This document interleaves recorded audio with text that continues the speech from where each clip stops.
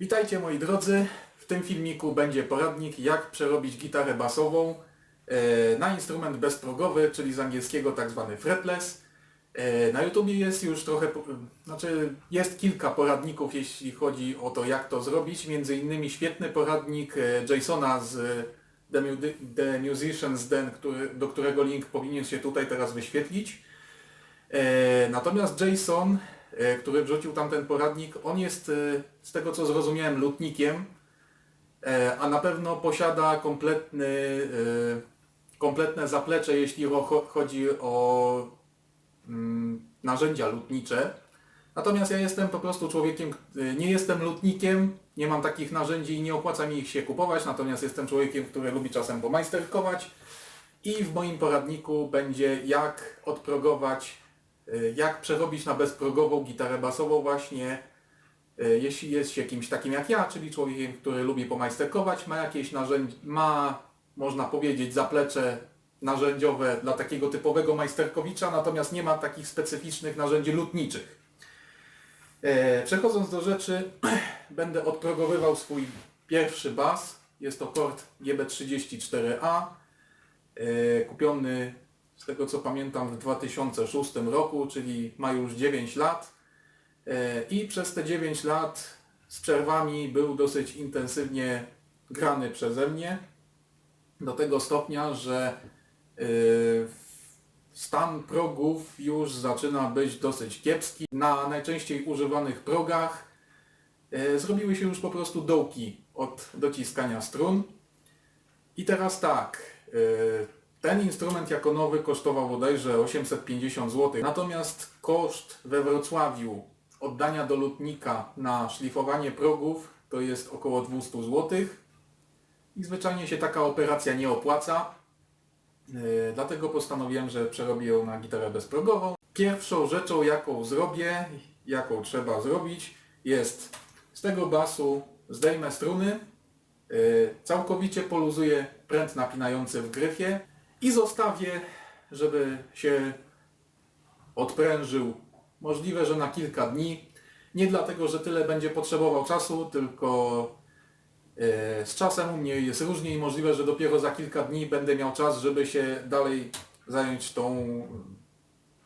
zająć tą zabawą. Moi drodzy, zanim przystąpimy do dalszej pracy, krótki przegląd narzędzi i materiałów, które będą nam potrzebne. Ja ten fragment kręcę już po całej zabawie, także są tutaj tylko rzeczy, które faktycznie były mi potrzebne i których faktycznie użyłem. I idąc po kolei etapami. Do rozłożenia basu duży śrubokręt krzyżakowy, do odkręcenia gryfu od korpusu, imbus, w moim przypadku 4 do poluzowania nakrętki pręta napinającego. Ja tutaj mam jeszcze mały imbus 2 oraz mały śrubokręt do regulacji odpowiednio wysokości strun na mostku oraz menzury. To będzie nam potrzebne później podczas składania basu, a właściwie po jego złożeniu do wyregulowania. Do wyrywania progów. Lutownica lub jeżeli ktoś nie ma lutownicy, to może się posłużyć także żelazkiem, a potrzebne nam to jest do tego, że progi oprócz tego, że są wbite w podstronnicę i są zakorzenione, że tak powiem, w niej za pomocą takich specjalnych ząbków, które są na tej części wpuszczanej progu, to mogą być oprócz tego wklejone.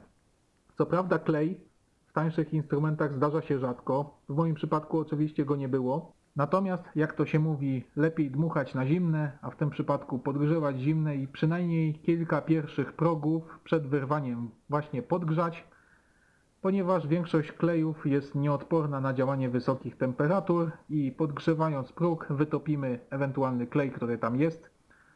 Tutaj tylko uwaga do tych, co użyją zamiast lutownicy żelazka. Lutownica podgrzewa punktowo, to znaczy podgrzejemy nią tylko ten jeden próg, który będzie za chwilę przez nas wyrwany. Natomiast jak przyłożymy żelazko do progów, to owszem nagrzejemy ich kilka za jednym zamachem, natomiast nagrzejemy też spory obszar podstronnicy i trzeba tutaj uważać, żeby sobie nie zrobić kuku i nie przegrzać tej podstronnicy, ponieważ o ile na łączeniu pomiędzy progiem a pod stronnicą klej albo jest, albo go nie będzie i w większości przypadków, szczerze mówiąc, go nie będzie. Natomiast klej na pewno jest na połączeniu pomiędzy podstronnicą a gryfem. Jeżeli przegrzejemy podstronnicę, to roztopimy klej, który tam jest i zacznie nam podstronnica odchodzić od gryfu i skończy się to małą katastrofą.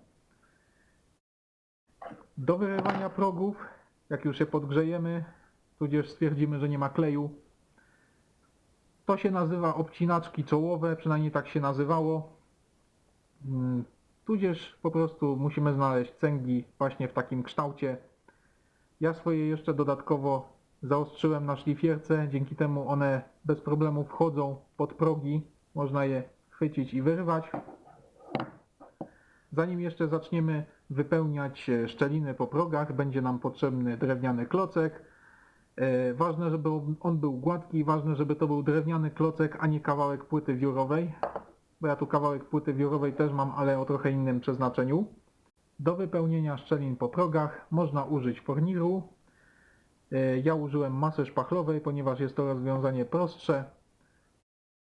Kolor masy szpachlowej dobieramy w zależności od tego, czy chcemy mieć widoczne linie po progach, tudzież chcemy je ukryć. Jeżeli chcemy je ukryć, to dobieramy oczywiście pod kolor podstronnicy, czyli palisander.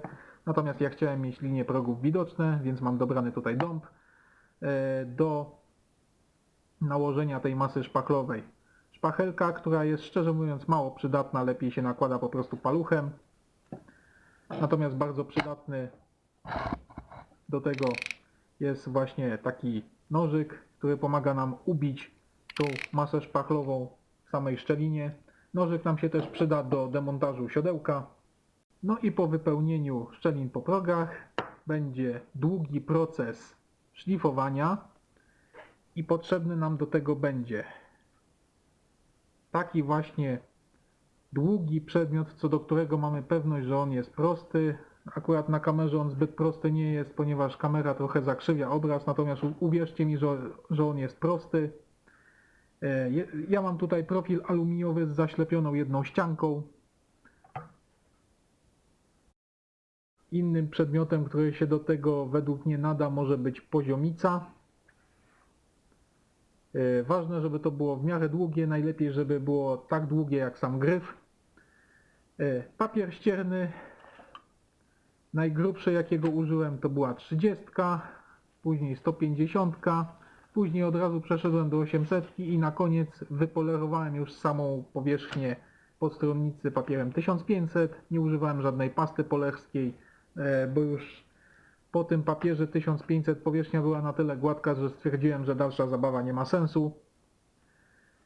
Do przyklejania tego papieru ściernego, o ile nie kupiliśmy samoprzylepnego, ja nie kupowałem, bo po prostu papier miałem. Natomiast tak, do przyklejenia do klocka drewnianego świetnie się sprawdza zwykły klej do papieru. Natomiast do przyklejenia do tego profilu aluminiowego użyłem taśmy klejącej dwustronnej.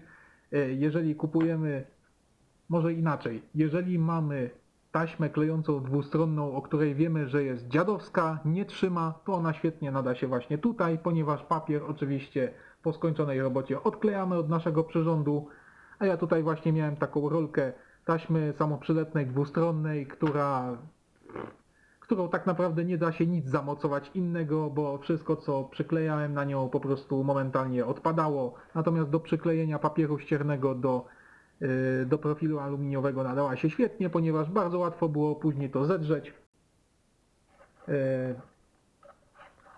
Do przerobienia siodełka, ponieważ będę używał, a właściwie użyłem tego siodełka, które było, taki właśnie inny klocek drewniany, tudzież tutaj już można użyć płyty wiórowej, ważne, żeby mieć płaską powierzchnię. Ten klocek przydał mi się jeszcze do zdarcia lakieru w kieszeni na gryf, o czym też później.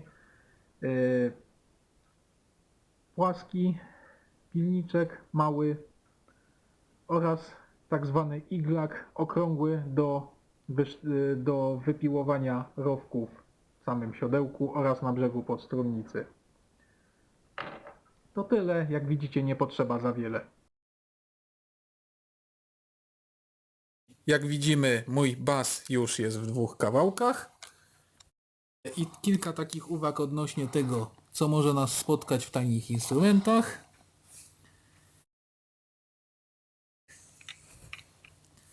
Jak widzicie, gryf odszedł razem z kawałkiem lakieru, który pochodzi stąd. Rzecz numer 2. Tutaj dokładnie w tym miejscu jest wywiercony jakiś dodatkowy otwór, który jest nie wiadomo po co tak naprawdę. Rzecz numer 3. Tutaj jak widzicie jest coś naklejone. Rzecz numer 4. Jak odkręciłem gryf, to dokładnie w tym miejscu w kieszeni na gryf był podłożony taki kawałek papierka. I o co to chodzi po kolei? To może zaczniemy od tego, po co jest to. Prawdopodobnie był tutaj taki problem, że na mostku strony były maksymalnie odpuszczone, a przynajmniej jedna z nich.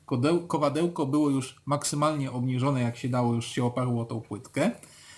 A dalej akcja stron była za wysoko i dosyć powszechną korektą w przypadku instrumentów bolt-on, czyli instrumentów o gryfie przykręcanym do korpusu, jest to, że właśnie coś się podkłada, bo w momencie, kiedy tutaj coś jest podłożone, cały gryf lekko się względem korpusu właśnie w ten sposób odchyla. Jak z tej strony idzie w dół, to automatycznie struny tutaj są niżej i jest się już w dobrym zakresie, jeśli chodzi o regulację na mostku. I właśnie po to jest tutaj taka podkładka. Wspomnę tylko, że jeżeli ktoś by chciał to zupełnie tak profesjonalnie zrobić, to powinien całą tą stopę gryfu, bo tą część się nazywa niekiedy stopką, właśnie pod takim kątem, ja oczywiście z przesadą teraz dużo pokazuję, żeby było wiadomo o co chodzi, powinien zeszlifować właśnie całą tą stopę gryfu. Ja jak zmontuję to później, to najpierw zmontuję bez podkładki, zobaczę czy jest dobrze ustawiony gryf. Jeżeli nie, to możliwe, że zostawię podkładkę. Nie wiem, czy się podejmę szlifowania tego, bo do tego trzeba mieć po pierwsze wprawną rękę, po drugie odpowiednie narzędzia. Po co jest to naklejone? To nam nie robi nic innego, jak ustala pozycję gryfu, ale właśnie w tej płaszczyźnie, ponieważ jeżeli to będzie ustawione źle, to któraś ze stron nam już wypadnie poza podstronnicą. Otwór, jak już powiedziałem, ten dodatkowy, nie mam pojęcia po co on jest. On jest tutaj prawdopodobnie po nic, tylko możliwe, że w fabryce przez pomyłkę go tutaj wywiercili i ponieważ nie widać, to tak już zostało. Ostatnia sprawa, lakier w tym miejscu. Są tu nierówności, zacieki jakieś i tego typu rzeczy. Według mnie na tej powierzchni, czyli na łączeniu elementów, lakieru nie powinno być w ogóle. Natomiast w tańszych instrumentach nikt oczywiście się nie bawi w maskowanie tego przed lakierowaniem, tylko to idzie do lakierowania jako całość. I prawdopodobnie później w fabryce jeszcze gryf z korpusem zostały skręcone, zanim lakier całkowicie wysechł. Wskutek czego gryf się przykleił do kieszeni poprzez ten lakier. No i teraz jak to rozmontowywałem, to odszedł razem z kawałkiem tego lakieru. Kolejny etap to odprogowanie gitary, czyli usunięcie progów. Jestem prawie że pewien, że tutaj do progów nie został użyty żaden klej, ale na wszelki wypadek lutownicą też się posłużę. Lutownica powinna mi się nagrzać. Co prawda ona jest słabej mocy, więc to będzie żmudna robota. Nagrzewamy próg.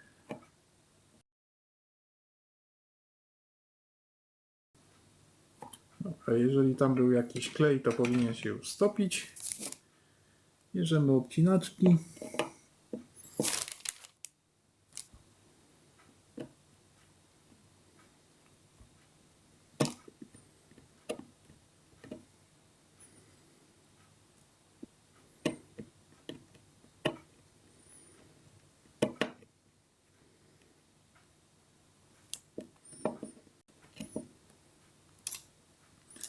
Pierwszy próg wyszedł. Trochę tutaj zostawił po sobie.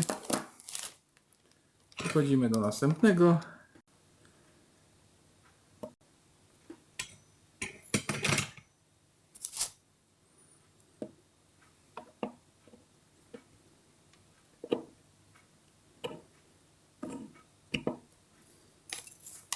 Uważamy przy tym, żeby nagrzać tylko próg, a nie przysmalić podstronnicy. Najtrudniej jest go na początek na którymś z końców oderwać. Bo jak już się uda dostać pod sam próg, to idzie. O, już się dostałem. I teraz właśnie zaciskamy, trochę ruchem podnosimy, kawałek dalej. I tak po trochu kolejne progi wyrywamy.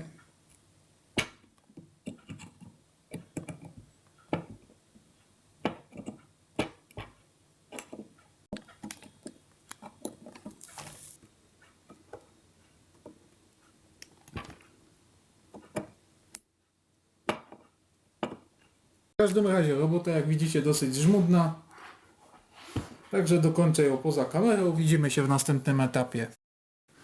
Kolejny etap to bierzemy papier ścierny, dosyć gruby. Ja, jak widzicie, wziąłem 150 i bardzo delikatnie, nawet nie cały gryf, tylko ten właśnie końcowy odcinek, bardzo delikatnie szlifujemy. Naprawdę delikatnie przykładamy minimalny nacisk. Na razie jeszcze nie będziemy obrabiać samego drewna, tylko na razie to, co chcemy zrobić, to jest usunąć, właściwie oczyścić podstronicę z brudu, który się nadzbierał pod progami, po to, żeby tutaj nie było właśnie tych górek z brudu, wiórów, które wyszły przy wyjmowaniu progów, pozostałości ewentualnego kleju. Także chwilę mi to zajmie. Następna rzecz, którą dokończę poza kamerą. Ok, jesteśmy już po oszlifowaniu takim zgrubnym końcówki gryfu. Jak widzicie, ja już sobie tutaj nakleiłem kawałek papieru ściernego. W tym przypadku użyłem grubszego, bo mianowicie 80. Tutaj niektórzy rykną gromkim śmiechem. Przykleiłem go do podstronicy na właśnie taki klej do papieru. Ponieważ nie jest mi potrzebne jego pewne przyklejenie, bo oczywiście go będę później zdzierał, on jest mi potrzebny o tyle, o ile, że mi się po prostu nie suwał podczas tego, jak będę szlifował. No właśnie, co ja będę na nim szlifował i po co to? Jak już wypełnimy szczeliny po progach szpachlą do drewna, przyjdzie czas na kolejne szlifowanie podstrunnicy, tym razem już dokładne, które ma na celu wyrównanie wszelkich nierówności, które już są, które powstaną wskutek wypełnienia tą szpachlówką, ewentualnie jakieś niedoskonałości z fabryki. I teraz tak, podstrunnica w większości przypadków, w przypadku basów praktycznie zawsze, nie jest płaska, tylko ma jakiś promień krzywizny. I teraz, żeby ją oszlifować dobrze, potrzebujemy klocka, na który nakleimy papier ścierny, który też na swojej powierzchni będzie miał krzywiznę odpowiadającą krzywiźnie oczywiście podstrunnicy. Takie klocki oczywiście gotowe można kupić z gotowymi promieniami krzywizny, czyli tak zwanymi radiusami z angielskiego, jako specjalistyczne narzędzia lutnicze. Tylko że po pierwsze są drogie, po drugie są ciężko dostępne, po trzecie majsterkowicz taki jak ja, który nie jest lutnikiem, użyje tego raz, a później to się będzie gdzieś walało, także zakup narzędzia drogiego tym bardziej się nie opłaca, tym bardziej, że taki klocek można wykonać samemu.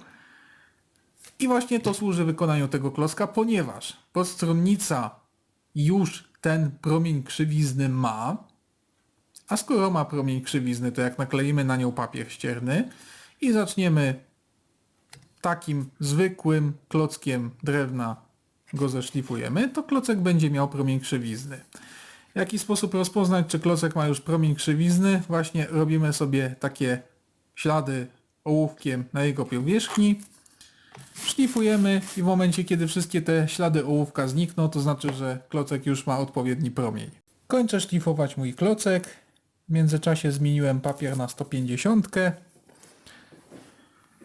Jak sprawdzić, czy on już jest zrobiony, to już mówiłem. Bazgramy tą stronę, gdzie ma być jakiś właśnie promień.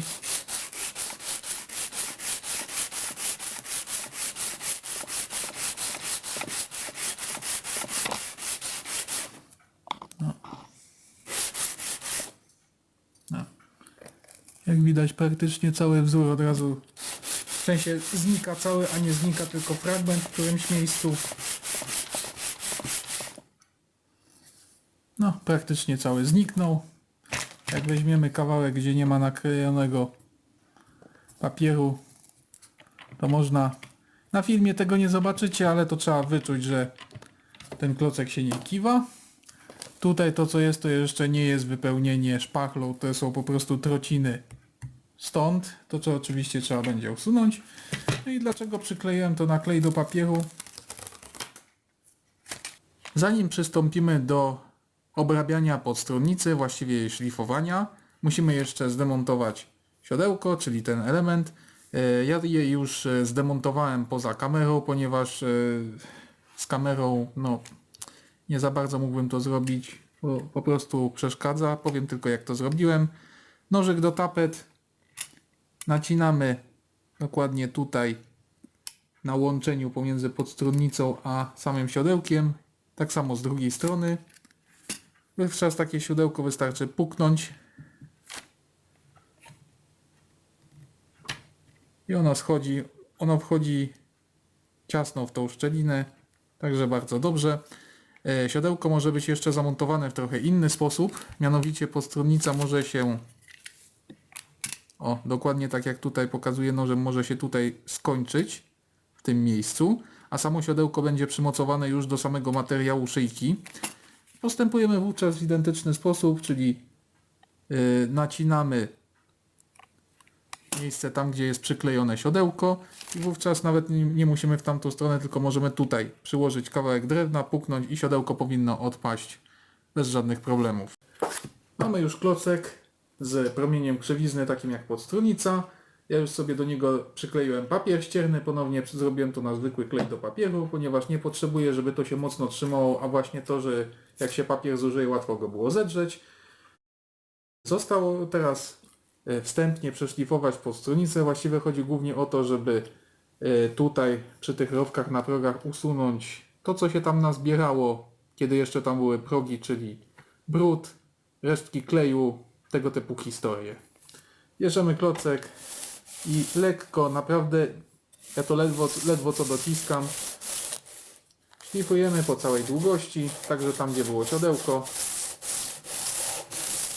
Chwilę to zajmie, także tradycyjnie dokończę poza kamerą. Danie główne, czyli wypełnianie rowków po progach już niedługo. Zanim to zrobimy, bierzemy na przykład taki zwykły nóż do tapet. I ponieważ przed chwilą szlifowaliśmy podstronnicę, to oczywiście w środku zebrały się wióry. I wszystkie rowki bardzo dokładnie, takim na przykład narzędziem, czyścimy właśnie z wiórów, no i tego, co tam jeszcze mogło zostać w nich. Przed nami danie główne, czyli wypełnienie szczelin po progach masą szpachlową. Ja wybrałem na masę szpachlową dąb, ponieważ jest dość jasny, ale nie tak strasznie jasny, więc będzie widać miejsca, gdzie były progi. Jak widzicie, dałem sobie spokój z rzekomo dedykowanym narzędziem do tego, ponieważ naprawdę dużo lepsze efekty i dużo łatwiej nakłada się ją po prostu biorąc sobie w ten sposób na palucha i rozsmarowując.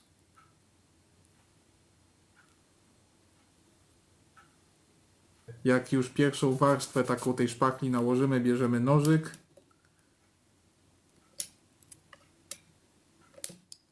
i ubijamy tą szpachlówkę. Jak widać, ona nigdzie tutaj po bokach nie wyszła, także ona weszła tam w głąb.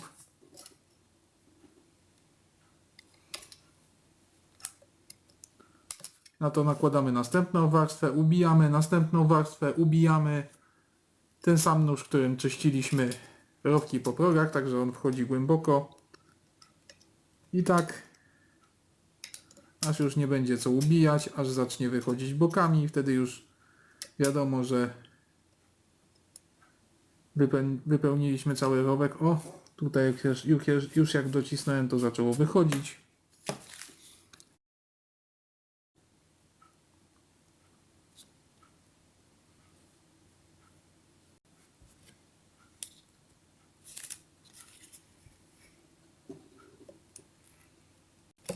O. Nie wiem, czy to na kamerze było widać, jak już tego tak ugniotłem, to już zaczęła szpachla tutaj tak po bokach wychodzić. Więc to znaczy, że ten rowek jest już dobrze wypełniony. Nakładam tylko na wierzch. Biorę się za następny, ten ubity. I mamy pięknie wypełnione progi. Znaczy nie progi, a dziury po progach. Jak widzicie, szpachlowanie dobiega już końca. Na tych ostatnich progach po prostu się bierze dużo tej masy, ciapa się jak na kromkę chleba i wsmarowuje. Znalazłem nawet zastosowanie dla tego. Jak widać, tym się bardzo fajnie usuwa teraz nadmiar. Zaszpachlowałem sobie, jak widać, też wszystkie paluchy, także smartfona, którym nagrywam, to wszystko w końcu musiałem obsługiwać małymi palcami. Zostawiamy to, żeby wyschło. Ta masa szpachlowa rzekomo jest obrabialna już po 2 godzinach. Ja to zostawię, możliwe, że trochę na dłużej, ponieważ jest już późno. Niedługo idę spać i zajmę się tym rano, ponieważ jutro mam wolne. Jak widzimy, szpachlówka na podstronicy już wyschła. Jest tutaj niezły bałagan, bo cała powierzchnia podstronicy jest w tej szpachlówce właśnie. Lepiej, żeby nadmiar jej właśnie był na podstronicy, niż jakby miał być niedomiar w szczelinach po progach. Szykujemy sobie klocek, znany już z wykonanym radiusem na początku. Naklejony już papier ścierny, znowu 150, na razie jeszcze gruby, ponieważ na razie jeszcze obróbka zgrubna. Musimy się pozbyć tych wszystkich śmieci stąd, więc bierzemy klocek z radiusem i szlifujemy do momentu właśnie oczyszczenia w miarę powierzchni podstronicy. Chodzi o to, żeby tutaj uzyskać w miarę równą powierzchnię, żeby zająć się już dokładnym wyrównywaniem podstronicy. Taka jeszcze wskazówka, żeby sprawdzić, czy na pewno mamy dobrze wykonany radius. Chociaż jeżeli ktoś nie ma wykonanego klocka, to już jest za późno. Można właśnie w ten sposób sobie gryf pobazgrać i te ślady powinny zniknąć mniej więcej w tym samym czasie. Jak widzimy, z całej powierzchni zniknęły mniej więcej w tym samym czasie. Tradycyjnie dokończę pracę poza kamerą, żeby nie przedłużać. Jak widzicie, przeorałem się już z powrotem do podstronnicy. W międzyczasie zmieniłem papier, jak widać, na 80. 150 okazała się jednak za drobna i ten papier momentalnie się po prostu zapychał wiórami. Jak widzicie, podstronnica wygląda całkiem przyzwoicie. Wyjątkiem kilku miejsc, o właśnie tego typu, gdzie szpachlówka weszła w zadziory, które pozostały niestety wyrywane progi po sobie. O, tutaj na tych ostatnich pozycjach, ponieważ to są pierwsze progi, które wyrywałem, to im dalej w lewą stronę, tym już robiłem to sprawniej, a jak widać pierwsze poszły tak sobie, ale mało co to widać. Moi drodzy, jak widzicie, zmiana ujęcia. Zamontowałem sobie kamerę na głowie tuż przed oczami, więc macie teraz dosłownie ujęcie tak zwane point of view, czyli z punktu widzenia. Jest mi to potrzebne oczywiście, żebyście widzieli dokładnie to co ja. Przechodzimy do najważniejszego moim zdaniem etapu przeróbki basu na bezprogowy, czyli do wyrównywania postronnicy. Jest to według mnie najważniejszy etap przeróbki, ponieważ od tego, jak dokładnie to teraz zrobimy, jak bardzo się do tego przyłożymy, będzie zależała jakość powierzchni tej podstrunicy, a właściwie znaczy co się przełoży na to, jak niską akcję strun będziemy mogli ustawić bez gaśnięcia dźwięków. I teraz tak, mam mój gryf, mam przyszykowany długi, prosty przedmiot, w tym przypadku jest to profil aluminiowy. Mam już na jednej z jego ścianek naklejony papier ścierny, który już jak widać trochę popracował, zanim zacząłem nagrywać. Papier ścierny naklejony tutaj to jest bodajże to jest 30. Jest taki gruby, ponieważ tym będziemy pracować tylko zgrubnie. Zaraz wyjaśniam jak. Ważna rzecz, pręt napinający i tutaj taka uwaga, w teorii powinien być całkowicie poluzowany. A zaraz przejdę, dlaczego u mnie jest jednak minimalnie dokręcony. Teraz tak, bierzemy sobie ten nasz prosty przedmiot z jeszcze nie naklejonym papierem ściernym albo naklejonym gdzie indziej. Kładziemy na podstrunicy, dobrze żeby on obejmował całą długość podstrunicy, u mnie jak widać troszeczkę brakuje, ale nie jest to duży problem. Kładziemy na środku podstrunicy. Trzymamy tak. Bierzemy sobie to pod światło i patrzymy na szczelinę pomiędzy podstrunnicą a tym naszym płaskim przedmiotem. Nie wiem, czy to było widać. Ten kawałek podstrunnicy prętem napinającym całkowicie niemal wyprostowałem. Natomiast jak przejdziemy tutaj, to mniej więcej w tym miejscu jest, można powiedzieć, takie załamanie na powierzchni gryfu. Mianowicie on tutaj gwałtownie się zgina, dokładnie w tym miejscu. Tutaj jest płaski, a tutaj jest taki dosłownie na okolicy 13-14 progu jest, można powiedzieć, że złamany. To jest bardzo niewielkie, ledwo co to widać, ale to później przeszkadza. Drugi taki problem jest na tym końcu, mianowicie tutaj jest płasko, a ten kawałeczek tutaj mniej więcej na wysokości progu też jest przegięcie i tutaj to jest podniesione. I teraz tak, za pomocą pręta napinającego doprowadzamy gryf do stanu, żeby był jak najbardziej prosty, to znaczy, żeby szczelina była ogólnie jak najmniejsza. Dlaczego ten pręt napinający jest lekko u mnie dokręcony? W momencie, kiedy był całkowicie poluzowany, cały gryf miał jednak lekki relief, był lekko odpuszczony. I teraz tak, jakbym zaczął wyrównywać podstronnicę na odpuszczonym zupełnie pręcie, to tu i tutaj musiałbym zebrać bardzo dużo materiału i zwyczajnie nie chciałem aż tyle tego drewna zbierać. Ten pręt napinający jest dokręcony tak bardzo leciutko od momentu, kiedy gwint załapuje już, znaczy nie tyle gwint załapuje już, co czuć, że on zaczyna faktycznie napinać gryf. Jest dokręcony o 1/8, może 1/6 obrotu. Teraz jest, po co nam tutaj jest ten papier ścierny. Kładziemy to, tak żeby objęło jak największą długość podstronicy. Nie dociskamy mocno, tylko bardzo leciutko i dzięki temu równo szlifujemy całą podstronnicę. Można sobie jeszcze ściągę zrobić, mianowicie bierzemy nasz prosty przedmiot z papierem ściernym i szlifujemy do momentu, kiedy z całej długości gryfu znikną nam znaczki.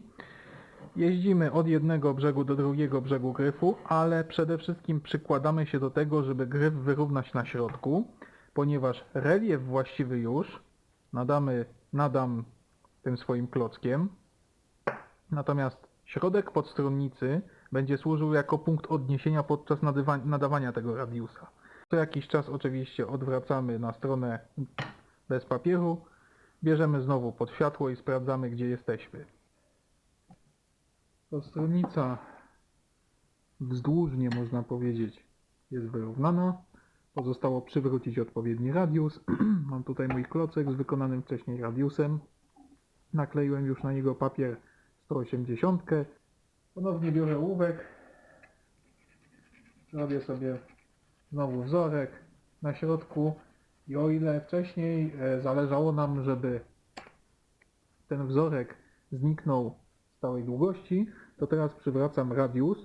Teraz tak, przełożyliśmy się z tym szlifowaniem po długości przede wszystkim na środku, więc najpierw powinny znikać boki, a więc jeżeli wzorek zacznie znikać ze środka, to znaczy, że na tym fragmencie jest już nadany odpowiedni radius i nie ma co pójść dalej. Mam naklejony papier 180, później możliwe, że przeszlifuję 800 i na koniec bardzo gładziutkim papierem 1500, już nie na klocku, tylko po prostu w ręce, bo tam już zbierana warstwa będzie tak niewielka, że nie ma co się bawić z klockiem, z radiusem. Powierzchnia po stronicy już przywróciłem jej prawidłowy radius, prawidłową krzywiznę. Jak mówiłem, klocek plus papier ścierny na początku 180, później 800, a teraz w ręce już mam 1500 i ponieważ wszystkie poprzednie obróbki były wzdłuż i wzdłuż też zostały wszystkie rysy po szlifowaniu, także jak już biorę ten papier 1500 do ręki, nie na klocek, to żeby nie było tych rys wzdłuż, czyli nie było struktury kierunkowej, to szlifuję takimi właśnie okrężnymi ruchami.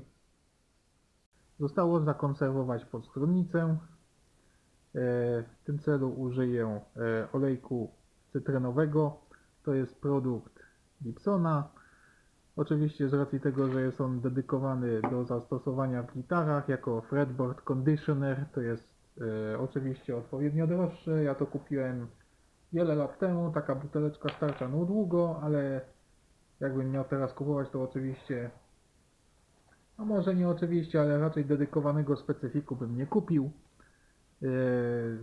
Tylko po prostu to jest olejek cytrynowy, mówiąc wprost.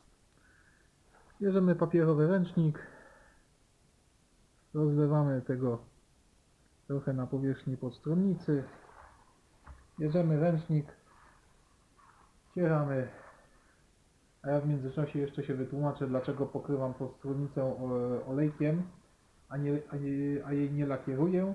Z tego co wyczytałem po forach, jeżeli ktoś, szczególnie jeżeli będzie grał na strunach typu flatwood albo half roundy, w każdym razie od zewnątrz struny jest płaska owika i ma podstronnicę palisandrową, absolutnie nie ma potrzeby, żeby lakierować podstronnicę, ponieważ ona jest wystarczająco twarda, żeby takie struny wytrzymać. Jeżeli ktoś zamierza grać na strunach roundwood, to tak, ja zamierzam grać na eliksirach, które są powlekane i oprócz tego, że to powlekanie daje, że dłużej zachowują świeżość, to też ta powłoka na zewnątrz z tworzywa sztucznego sprawia, że one są mniej agresywne w stosunku do progów i także do podstronnicy.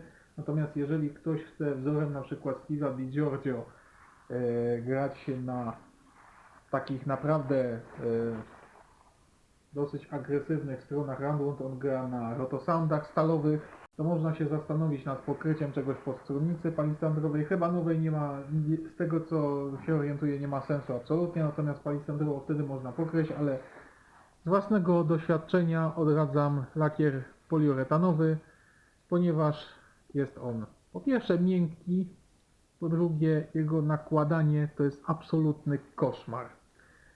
Mianowicie on ma bardzo małą lepkość, w momencie kiedy się tutaj nałoży jego warstwę, to on po prostu spływa i wzorem filmów z Goofim na przykład ten lakier wtedy jest wszędzie, tylko nie tam gdzie potrzeba. On spływa na tylną część gryfu, jak to złapiemy to przykleja się do rąk, wszędzie włazi, tylko nie zostaje na podstronnicy. Ktoś powie, dobra, zamaskować brzegi podstronnicy taśmą papierową, zrobić taką wanienkę, żeby to nie wyciekło. Próbowałem też takie coś robić, tak naprawdę guzik to daje. Osiągamy tylko to, że ten lakier i tak spłynie ze środka i zostanie nam tutaj przy brzegach, a dodatkowo on zwilża papier. Jeżeli go damy za dużo, to on gdzieś przesiąknie przez ten papier i zacznie spływać po bokach i efekt będzie tak jak powiedziałem wcześniej.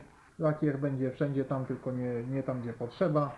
Dodatkowo jeszcze pomiędzy warstwami producent zaleca 12 godzin, żeby odczekiwać, a warstw trzeba położyć kilka, więc automatycznie cała sprawa się przeciąga na kilka dni.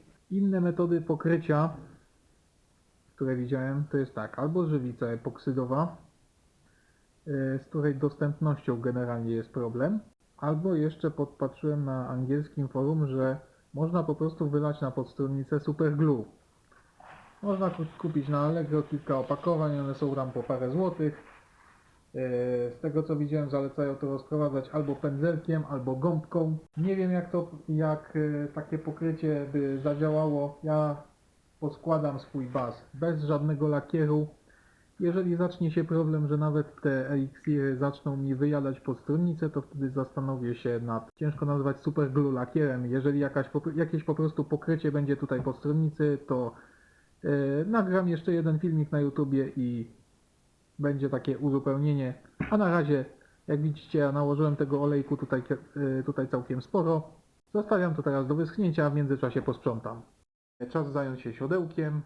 Wykorzystam oczywiście ponownie siodełko, które tutaj już było. Oczywiście teraz jak nie ma tutaj progów, to struny na siodełku mogą być niżej.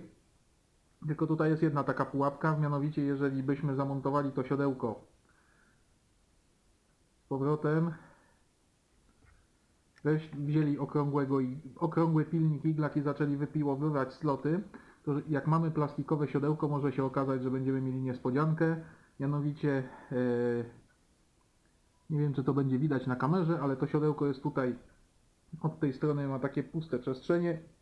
Jak zaczniemy piłować iglakiem tutaj rowki pod strony, to może się okazać, że się wpiłujemy już w tą pustą przestrzeń i siodełko jest do wyrzucenia. Dlatego lepszym pomysłem według mnie jest wziąć sobie, nakleić papier ścierny na taki właśnie płaski klocek i zeszlifować drugą stronę. Przy okazji jak mieliśmy nacięte rowki tak, żeby pasowały do promienia krzywizny po stronnicy, to nie będziemy tego psuć. Oczywiście co jakiś czas sprawdzamy jaka jest wysokość. Lepiej zostawić rowki za wysokie, a później poprawić. Siodełka jeszcze nie wklejamy, bo najpierw oczywiście sprawdzimy, czy jest dobrze nacięte, czy nie trzeba jeszcze czegoś poprawić. Nawet szczerze powiedziawszy, ono tutaj wchodzi dosyć ciasno. Nie wiem, czy będzie nawet konieczne je tutaj mocować. Jak już wspomniałem, gryf odszedł razem z kawałkiem lakieru z korpusu. Mam tutaj już na klocku naklejony papier ścierny, też 150 i po prostu usunę ten kawałek lakieru. Pamiętacie?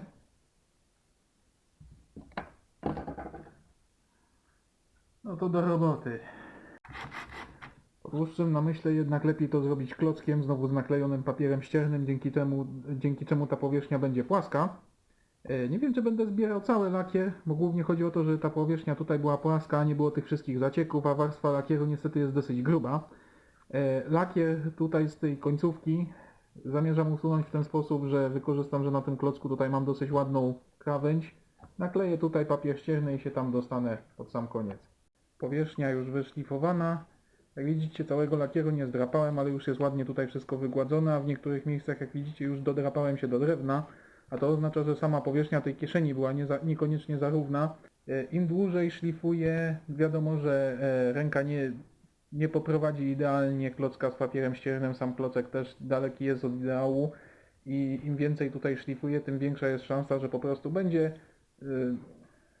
ta powierzchnia nie będzie płaska i gryf będzie się kiepsko tutaj wpasowywał. A możliwe, że i tak skończy się z włożeniem podkładki z papieru ściernego tutaj.